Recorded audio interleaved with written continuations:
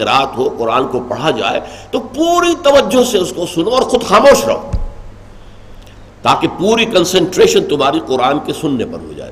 تو استماع کا لفظ یہاں پر آیا کہ اے لوگوں، ایک مثال بیان کی جاتی ہے، تم جو شرک کرتے ہو، تم جو بتوں کو پوجتے ہو، چومتے ہو، چاٹتے ہو، ان کے آگے نذرانے پیش کرتے ہو، بہت سے بتوں کے سامنے جو ہے قربانیاں دی جاتی تھی، بچوں کو قربان کیا جاتا تھا۔ آج بھی ہندوستان کے اندر بچوں کی قربانی دی جاتی ہے دیوتاؤں کے سامنے، ہلاک کیے جاتے ہیں بچے، یہ ہوتا ہے۔ تو فرمایا ایک مثال بیان کی جاتی ہے، ذرا توجہ کرو، غور سے سنو۔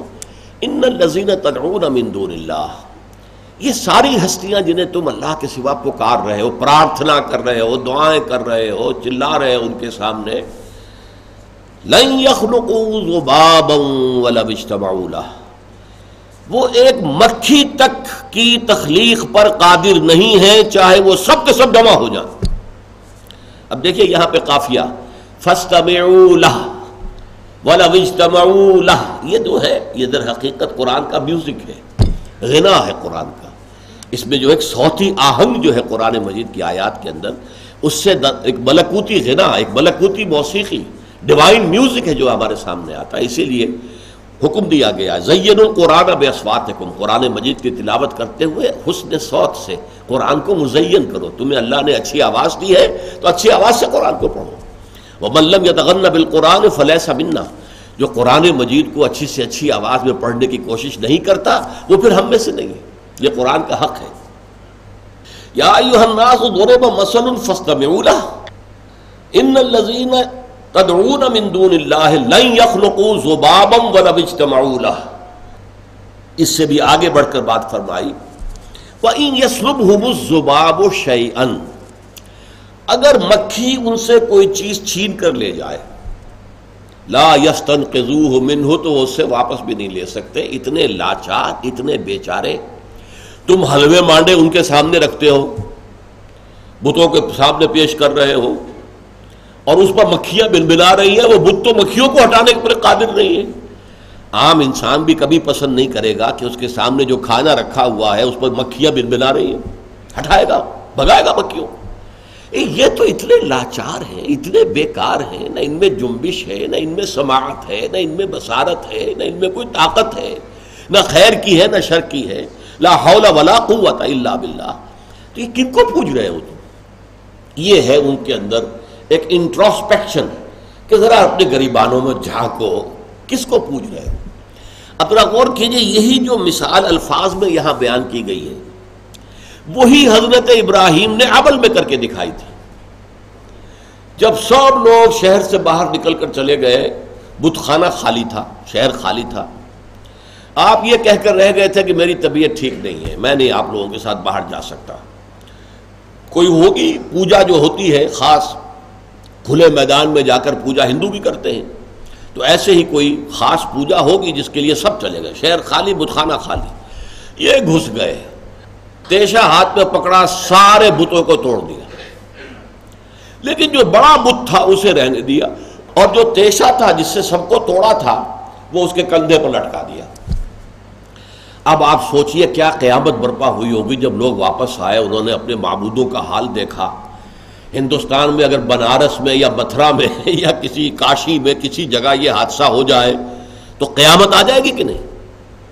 تو وہ لوگ چیخے چلائے، کیا ہوا، کس نے کیا؟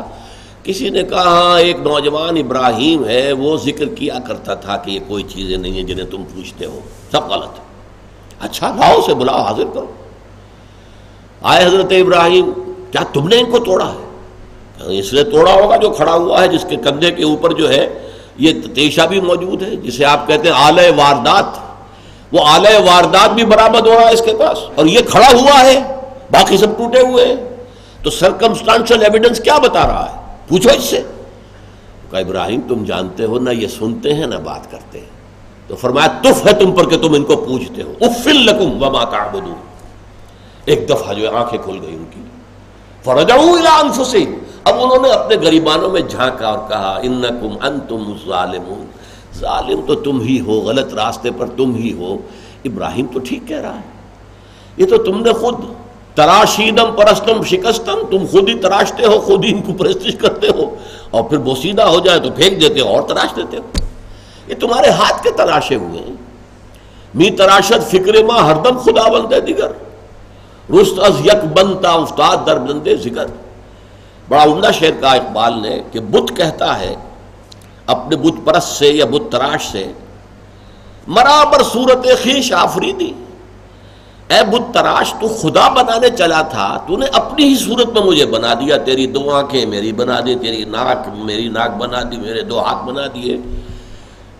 تم نے تو مجھے اپنی صورت پر بنایا. مرا بر صورت خویش آفریدم برون خیش تن آخر چہ دیدم. اپنے وجود سے باہر تمہیں کوئی شے نظر آئی؟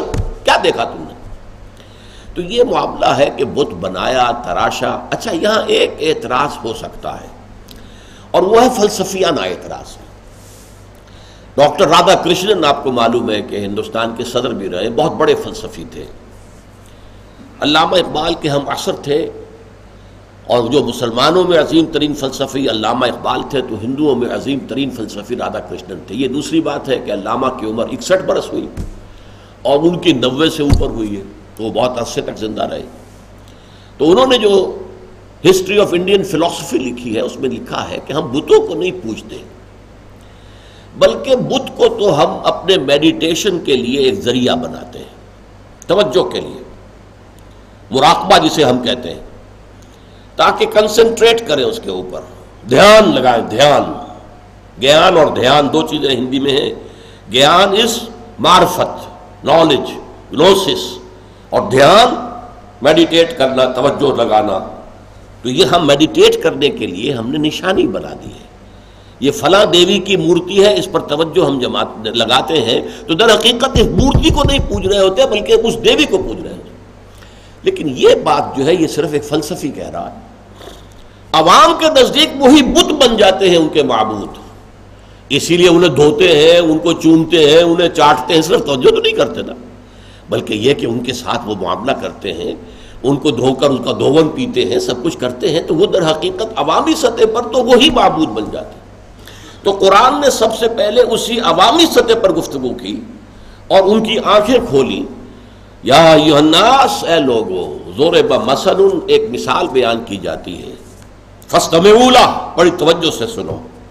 ان الذین تدعون من دون اللہ، یقیناً وہ ہستیاں جنہیں تم پکارتے ہو اللہ کے سوا، لن یخلقوا ذبابا ولو اجتمعوا لہ، وہ ایک مکھی کی تخلیق پر بھی قادر نہیں ہیں چاہے وہ سب جمع ہو جائیں. وَإِن يَسْلُبْهُمُ الذُّبَابُ شَيْئًا، اور اگر مکھی ان سے کوئی چیز چھین کر لے جائے، لا يَسْتَنقِذُوهُ مِنْهُ، وہ اس سے واپس نہیں لے سکتے. یہ تو ہو گیا معاملہ، وہ جو جلی بات آئی جو اس وقت کے لوگوں کا جو شرک تھا اس کے حوالے سے. اب ایک 3 الفاظ آئے ہیں اس آیت میں آخری، اور یہ عظیم ترین فلسفے کا خزانہ ہے. ضعف الطالب والمطلوب، بہت کمزور ہے طالب بھی، مطلوب بھی، چاہنے والا بھی اور جسے چاہا جا رہا ہے وہ بھی. یہ ہے ایک فلسفیانہ اصطلاح جو کہ یوں سمجھیے کہ جو 20ویں صدی کے علامہ اقبال کو یا پھر ان کے شارح ڈاکٹر رفیع الدین جنہوں نے کہ فلسفہ خودی کی شرح کی ہے فلسفیانہ اصطلاحات کے اندر، تو یہ ہے ایک بہت بڑا فلسفہ ضعف الطالب والمطلوب. اس پر گفتگو انشاءاللہ اب اگلی نشست میں ہوگی. بارک اللہ لی ولکم فی القرآن العظیم ونفعنی وإیاکم بالآیات والذکر الحکیم.